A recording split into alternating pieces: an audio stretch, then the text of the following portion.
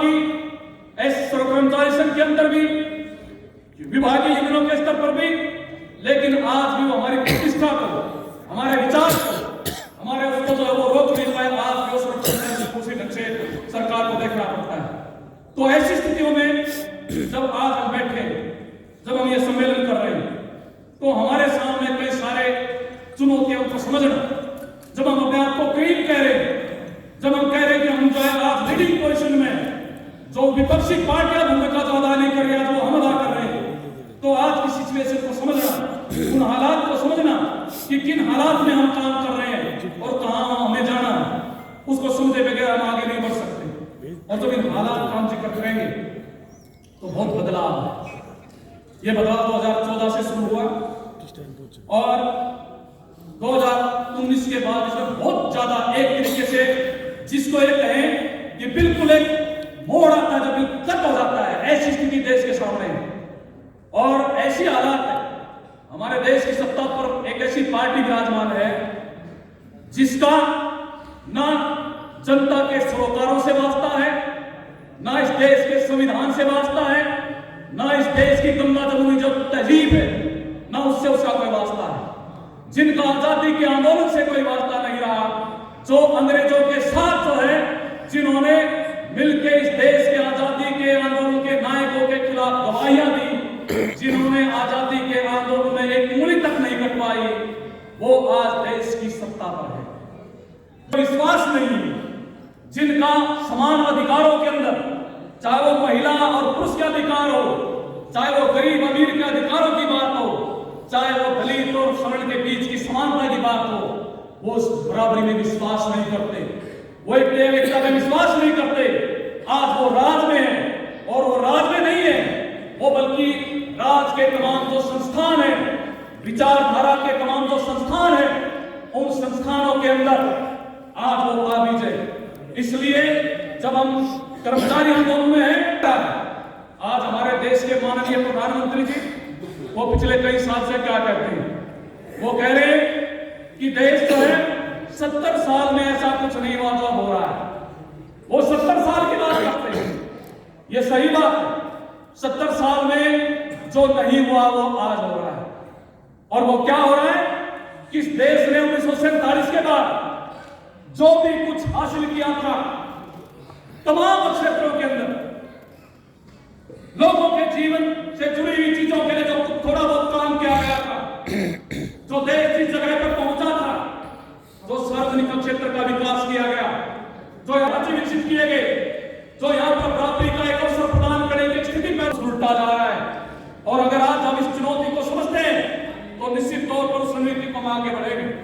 एक साधारण बात है कि देश का प्रधानमंत्री किसी प्राइवेट टेलीकॉम कंपनी के लिए अखबार में अपना फोटो देता है। ये पहली बार हुआ हिंदुस्तान में। जियो कंपनी के लॉन्चिंग के मौके पे हमारे प्रधानमंत्री अपना फोटो देते हैं। आप क्या सोचते हो कि बीएसएनएल बच जाएगा? बीएसएनएल की खत्म होने की नींव तो पहले ही रखी जा चुकी थी, लेकिन उसका स्वाहा हो गया था। जियो का लॉन्चिंग में प्रधानमंत्री का फोटो आ गया। आज कोई दीवार नहीं है। आज बीजेपी ये नहीं कह रही है, आज वो ये नहीं कह रही है कि नाम पूंजीपतियों के नहीं है, बल्कि वो कह रही है कि पूंजीपति तो जो है विकास में सबसे बड़ा योगदान दे रहे हैं। ये वैसे ही नहीं है कि एक साधारण सा व्यापारी जिसका नाम गौतम अडानी है, जिसको 2014 से पहले कोई नहीं जानता था, आज वो दुनिया का नंबर 3 का पूंजीपति है। वो हमारे देश का नंबर 1 या 2 की दौड़ में लगा पूंजीपति। आज जहाज है तो उसके पास है, रेल है तो उसके पास है, तमाम तो प्रकार प्राकृतिक संसाधन है, कोयला है, बिजली है, सब कुछ उसके हवाले किया जा रहा है। ये कोई साधारण बात नहीं है। हमारे प्रधानमंत्री हमारे सामने क्या है, सरकारी हॉस्पिटल की हालत क्या है, कोरोना ने यह दिखाया। पूरी दुनिया के अंदर, पूरे देश के अंदर अगर सरकारी ढांचा ना हो, अगर सरकारी स्वास्थ्य का ढांचा ना हो, देश इंग्लैंड जैसे देश जो चलते हैं स्वास्थ्य बीमा योजनाओं पर, उनकी हालत क्या बड़ी। अमेरिका में सबसे ज्यादा लोग मारे गए क्योंकि वहां सरकारी स्वास्थ्य सेवाओं का ढांचा नहीं था। उससे जो है कोई हमारे देश की सत्ता में क्या हुआ यहाँ, मैं उस पर ज्यादा नहीं जाना हूं।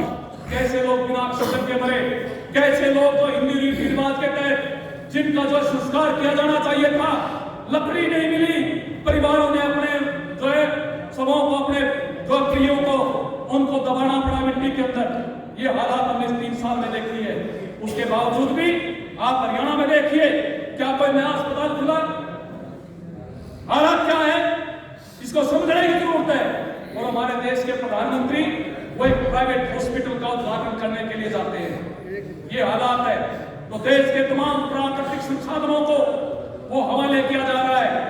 ये प्राइवेटाइजेशन नहीं है, ये ठेकाकरण नहीं है, ये निजीकरण भी नहीं है, जिसको कांग्रेस की सरकार में मनमोहन सिंह के नेतृत्व में 1991 में लेके आई थी। ये उससे अगली स्टेज है। अब ठेकाकरण नहीं है, अब देश की परिसंपत्तियों को पूंजीपतियों के हवाले करने का मामला है। आपको याद होगा जब बीजेपी की सरकार अटल बिहारी वाजपेयी के नेतृत्व में आई थी पहली बार, उन्होंने एक मंत्रालय खोला था। उस मंत्रालय का नाम था विनिवेश मंत्रालय। उसके मंत्री थे अरुण शौरी। आज क्या है, अभी हाल ही में हमारे देश की माननीय वित्त मंत्री ने एक नई घोषणा की है, राष्ट्रीय मौद्रीकरण पाइपलाइन। इसका अर्थ क्या है? इसका अर्थ यह है कि कोई बेचने की जरूरत नहीं है, जो है आपका है, सरकार का टैग रहेगा, पट्टा सरकार का रहेगा, आप सब कुछ ले लीजिए। ये हालात है क्योंकि राज में वही लोग बैठे हैं जो नीति निर्धारक हैं, जो कॉर्पोरेट्स हैं, जो आज जो है आज जो पहले वाले भी मुंह खोटे थे, लेकिन इन्होंने अपने मुंह खोटे बिल्कुल एक तरीके से उतार के फेंक दिए हैं। ये कोई साधारण बात नहीं है। तो कई बदलाव हो रहे हैं। पहला बदलाव जो है वो निजीकरण नहीं है, बल्कि तमाम परिसंपत्तियों को हवाले करना है। उसमें चाहे प्राकृतिक संसाधन क्या है, सरकारी विभाग क्या है, सार्वजनिक क्षेत्र क्या है, और वहां अगर मुनाफे नहीं हो रहे हैं तो आप जाओ, फैक्ट्रियों के अंदर मुनाफे नहीं हो रहे हैं तो आप जमीन पर काबिज हो। ये कृषि के घेरे जो 3 कृषि कानून जो लेके आए गए, ये कोई वैसी पढ़ने की हुई, ये कोई साधारण निर्णय था। इसके लिए पिसाब बिछाई गई है। अडानी ने हरियाणा के अंदर साइलो खोले, आप जानते हैं, आपके क्षेत्र के नजदीक में वहां पे आप जाकर देख सकते हैं। आप नीतियों का